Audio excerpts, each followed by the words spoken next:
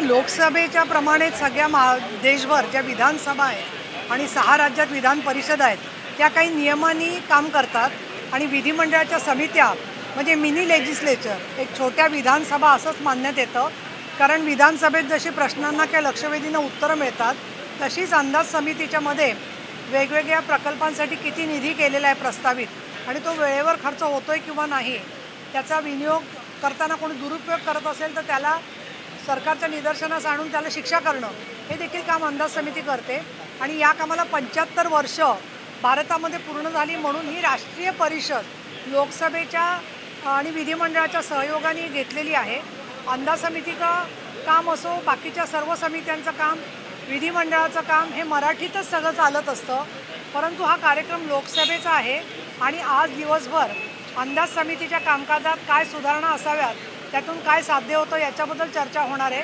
उद्या महामहिम राज्यपालांच्या उपस्थितीमध्ये त्याचा समारोप होणार आहे आणि याच्यामधून झालेल्या शिफारसींमुळे कामकाज चांगलं होऊन गोरगरीब लोकांच्यासाठी असणारे पैसे त्यांच्यासाठी कसे वापरले जातील हे बघण्याचं काम करण्यासाठी विधिमंडळाचा त्याच्यामध्ये सहभाग राहिलेला आहे.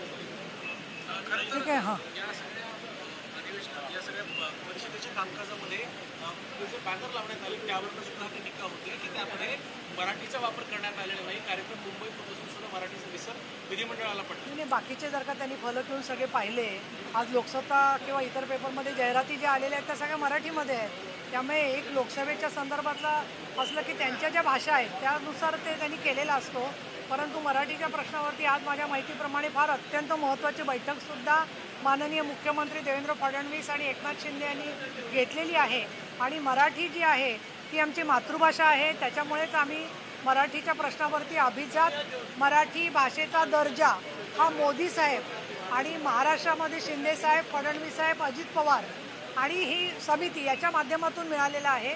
मराठी भाषा शाळेमध्ये सक्ती करण्याचा कायदासुद्धा आम्ही या विधिमंडळातच केलेला आहे. त्यामुळे मला असं वाटतं की जे लोक छोट्या छोट्या गोष्टींवरून टीका करतात तर ते जेव्हा कधी त्यांच्या प्रयत्नातून किंवा त्यांच्या नशिबातून विधिमंडळात येतील त्यावेळेला त्यांचं स्वतःचं म्हणणं किती निरर्थक आहे ते त्यांना सिद्ध होईल असं मला वाटतं. नाही, मी आता मराठीत तेच बोलले. आता ते आक्षेपार्ह भाषा मला ऐकू नका तुम्ही. ते संसदीय गोष्टीचा अपमान होईल. मला भाषा कळते आणि मी हेच सांगितलं की ते जर का विधिमंडळात आले स्वतः तर त्यांना त्यांच्या बोलण्यातला निरर्थकपणा कळेल. हे मराठी सरकार कळत नसेल तर त्यांना मराठी भाषेवरती टीका करायचा काही अधिकार नाही असं मला वाटतं. कारण सभ्य आणि सुसंस्कृत भाषा पण कळली पाहिजे.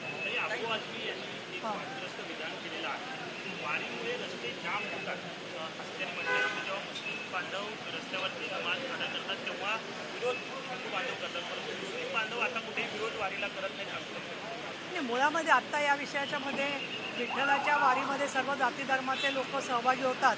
पण तो एक खरं आहे की तो हिंदूंचा देव आहे आणि तो हिंदूंचा देव असल्यामुळे अबू आझमींचं पोट दुखायला लागलं असेल तर त्यांनी जाऊन त्यांच्या इच्छेप्रमाणे हाजला जाऊन काहीतरी प्रार्थना वगैरे करावी.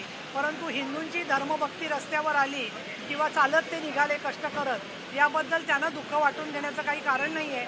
पण ते हिंदू धर्माला काफीर मानत असल्यामुळे त्यांनी असं वक्तव्य केलं असावं. मुळात काय माहिती आहे का, ज्या माणसाला स्वतःला काही समज नाही आहे अत्यंत स्वार्थी राजकारणामधून जे धार्मिक तेढ वाढवत असतात त्यांच्या म्हणण्याला एवढं महत्त्व देणं म्हणजे मला असं वाटतं की एक अगदी छोटा पालापाचोळ्याला मोठं वृक्ष समजण्यासारखं. पण वृक्ष समजला नाही शब्द तर झाड समजल्यासारखं असं म्हणते.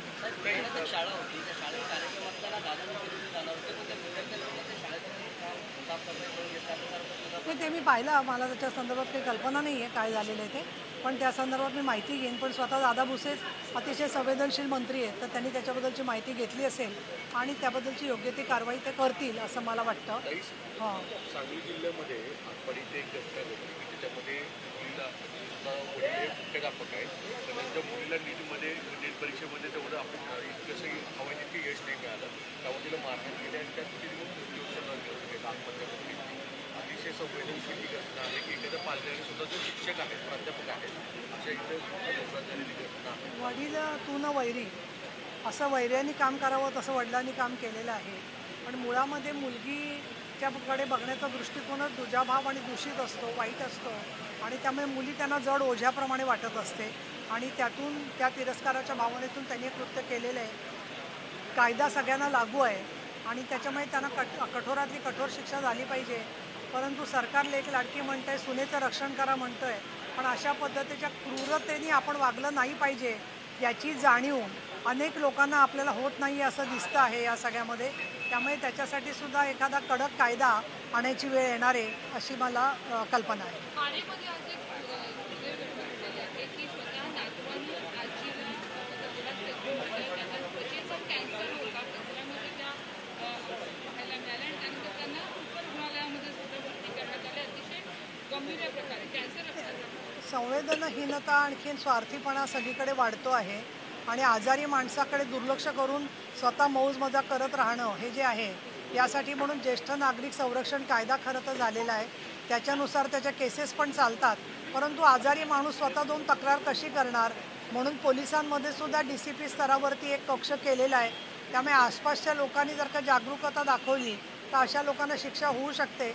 परंतु जे लोक असं निर्घृण कृत्य वृद्ध लोकांच्याबद्दल करत असतील तर आमच्याही शिवसेनेच्या शाखेकडेही माहिती आली तर आम्ही त्याच्यावरती योग्य ती कारवाई करू शकलो असतो.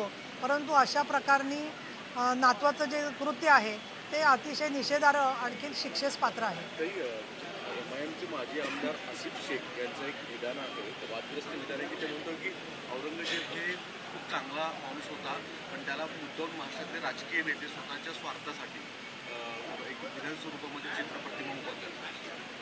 तर हे विधान मी तपासून घेते की ते वेड्यांच्या इस्पितळामध्ये ठेवण्यासारखं पात्रतेचं आहे की नाही आहे, का गुन्हेगारांच्या पात्रतेचं ठेवण्याचं आहे. आणि त्याच्यामुळे अत्यंत ज्याला आपण म्हणू की दुर्लक्ष करावं अशा पद्धतीचं अनैतिहासिक अशास्त्रीय अशा प्रकारचं त्यांचं विधान आहे. त्यामुळे त्यांची इयत्ता कंची असा प्रश्न विचारायची वेळ आलेली आहे.